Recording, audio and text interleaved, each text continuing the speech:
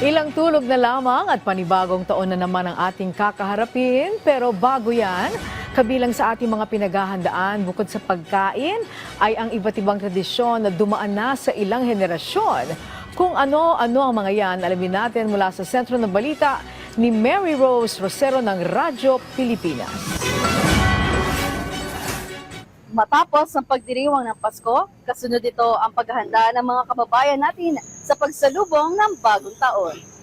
Maingay, makulay, masaya, hindi yan mawawala sa ating kinagisnan na pagdiriwang ng bagong taon na ayon sa ating kasaysayan, ito ay pinagsamang kulturang Espanyol at Tsino.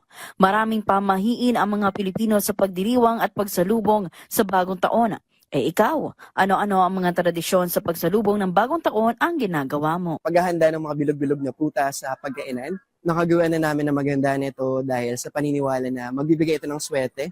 Nariyan din ang paghahanda ng 12 klase ng bilog na prutas na nangangahulugan ng masagana at maunlad na pamumuhay sa loob ng isang taon. Naglalagay ako ng coins sa pocket ko. As a family na may business, so parang we feel and we think, na-manifest din namin na nag-grow yung business namin kapag nagkikip kami ng coins sa mga bulsa namin.